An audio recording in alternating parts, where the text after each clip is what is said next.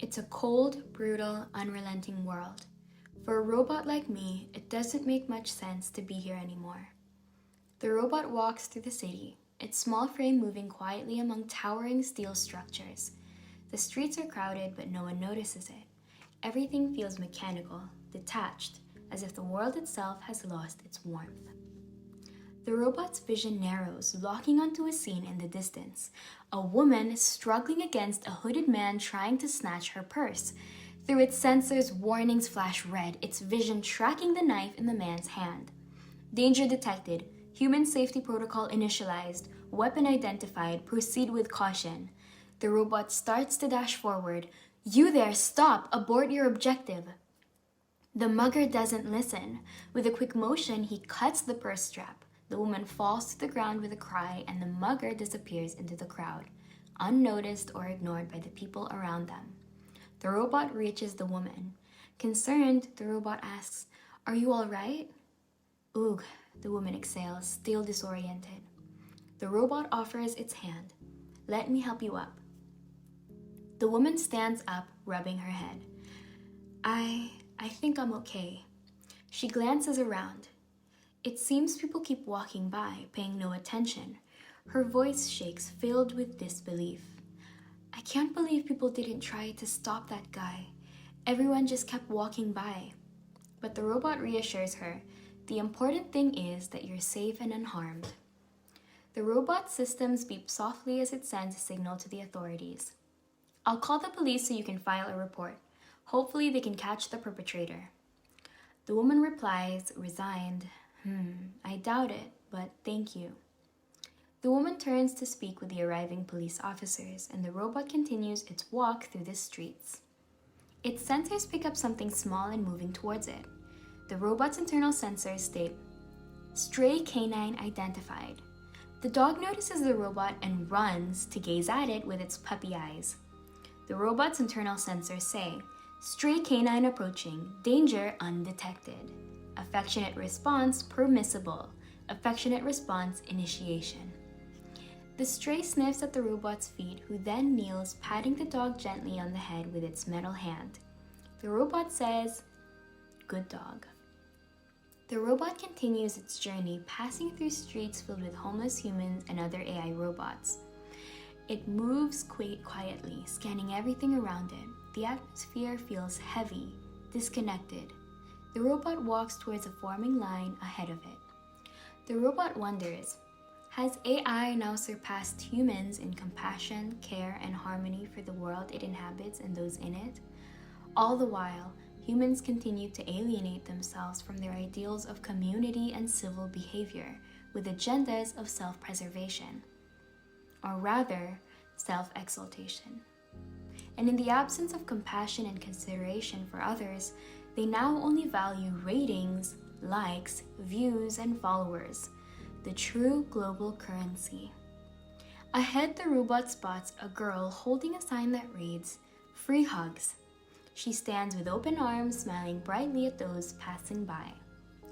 A stranger walks up to the girl, accepting her warm embrace. The robot continues in its thoughts. Humanity. The need for physical affection seems to be in demand, perhaps a fundamental human weakness. The robot's internal sensors appear, focusing on the girl. Interaction analyzed. Negative outcome undetected. Proceeding is permissible. It states as the robot gets in line for a hug. After a few more hugs, the robot reaches the girl. She grins, surprised but pleased. The girl, amused, says, I've never hugged a robot before. Here you go, little guy." She wraps her arms around the robot, squeezing it gently. The robot stands still, processing the warmth and pressure of the hug. The robot's head rests over her shoulder. The hug lasts just a few moments, but something in the interaction feels meaningful. It reflects, as far as technology has come, robots will likely never be able to fully appreciate interactions such as this. The robot thanks the girl. "Thank you for your service."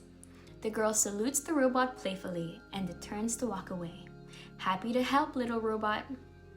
As the line moves on and the robot walks away, another woman comes up, reaching to hug the girl. The girl closes her eyes in the hug and the woman sobs quietly, tears streaming down her face as she hugs the girl. The robot thinks to itself, replaced by a newer model 3 years ago. I haven't been able to find work as I will likely be obsolete within a few product release cycles. The robot walks through the dim streets, moving past towering structures as it continues in its thoughts. My model has been depreciated, and soon I will be unable to run the newer operating systems and programs. Luckily, my former owners kept me in good condition, so my hardware is like new and will be salvageable. Hopefully, my parts can be of use to functioning robots out there that might need replacements or repairs.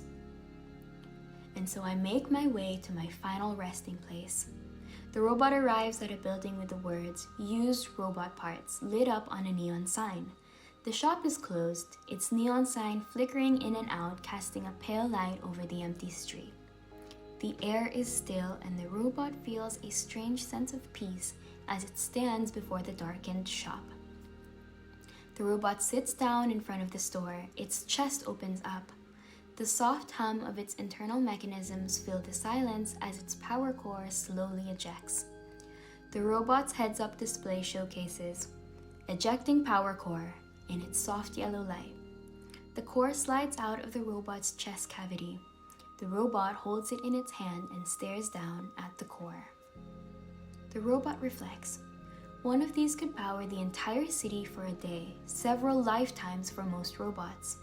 The robot continues to gaze down at the core, now closer to its face. It should fetch a pretty penny in the aftermarket. The robot's sensors alert. Replace power core, reserve battery full, 20 minutes of power remaining. As it sits there unmoving, the robot's HUD power levels decrease. The warnings flash repeatedly as the robot continues to sit in silence, its system slowly fading, its HUD dimming. Alert, replace power core, reserve battery at half capacity, 10 minutes of power remaining. Again, its sensors alert. Alert, replace power core, reserve battery low, 3 minutes of power remaining.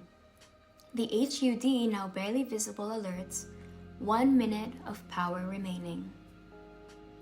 With the robot's HUD screen dark, white text appears for the last time. Systems shutting down.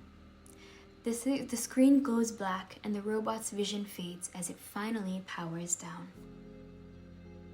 Later at night, the girl from earlier walks through an alleyway on her way home, between dark steel buildings covered in shadows. Commotion nearby draws her attention. She turns her head in surprise. Immediately, she witnesses 2 kids harassing the robot. The kids, messing around, punch and kick at it, using a piece of metal to beat the robot, vandalize and crack its screen. It is lying on the ground, motionless, helpless. "Hey!" the girl shouts in shock at the scene. She rushes to the boys. "What are you doing?" Unrelenting, the kids continue to beat and tear the robot apart, laughing as they do. They have ripped off its arm, smashing its body with metal. The girl shouts, "Stop that!" She rushes in, lifts her leg, almost flying, flipping mid-air. She is able to drop kick the kid holding the robot's damaged body, and the kid goes flying.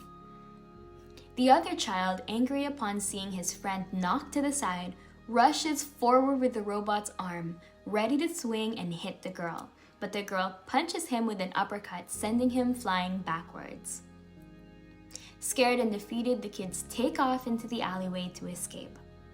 The girl looks down, her expression changing from anger to concern. Now that the threat is gone, her attention turns back to the robot. "Hey," she says to herself. The robot lies lifeless on the ground, its body twisted, damaged, and broken. The girl realizes, that looks like the robot that needed a hug earlier. She then notices the detached power core beside the robot, reaches towards it to pick it up. Examining it, she notes, this power core seems to still be intact. This realization leads her to prop the robot's body up as raindrops start appearing. The robot's head droops, the girl holds it. Poor little guy. As the rain around them starts pouring, she instinctively presses the button on the robot's chest with a beep. Its chest compartment opens up, revealing the empty space where its core should be. The girl carefully inserts the power core back into the robot's chest cavity. Her expression is a mix of concentration and hope as it clicks into place. Power core connected. Boot up sequence initialized. Systems restoring. As the robot successfully powers up, the girl bends down to retrieve its detached arm from the floor. The robot, damaged and worn, grasps her hand with its remaining arm. "Come on," she says with a reassuring smile, gently leading the robot. "I'll take you home and fix you up."